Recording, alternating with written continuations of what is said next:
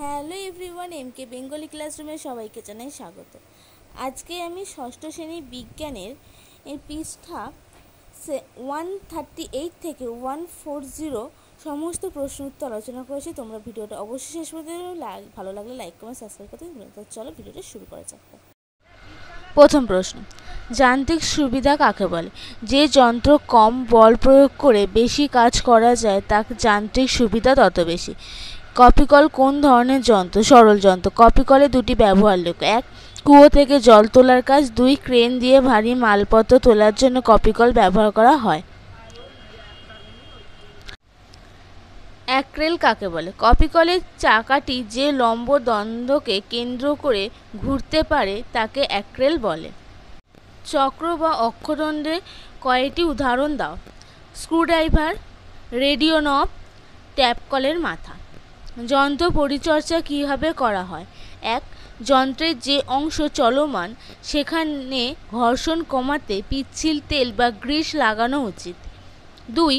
লোহার তৈরি যন্ত্র বা যন্ত্রাংশকে মরচে পড়া থেকে রক্ষা করতে তেল রং সিনথেটিক এনামেল করেও মরিচার হাত থেকে লোহার যন্ত্র বা যন্ত্রাংশ রক্ষা করা যায়। 3. কাজের পর যন্ত্রকে নিয়মিত পরিষ্কার রাখা দরকার। নেক্সট প্রশ্ন কি বলছে? ঘূর্ণনক্ষ কাকে বলে? এই চক্র ও অক্ষদণ্ড উভয়ই একসঙ্গে তাদের একই কেন্দ্র দিয়ে যাওয়া স্থির অক্ষকে কেন্দ্র করে অবাধে ঘুরতে পারে, এই অক্ষকে ঘূর্ণনক্ষ বলে। নেক্সট, চক্র ও অক্ষদণ্ডে চক্রটি এক পাক ঘুরলে অক্ষদণ্ডটি ঘোরে ড্যাশ পাক, এক পাক। পাতকুয়া থেকে বালতি দিয়ে ড্যাশের সাহায্যে জল তোলা হয় কপিকলে। বাড়িতে জলের কলে ড্যাশ এর কার্যকারিতা দেখা যায়, চক্র ও অক্ষদণ্ড।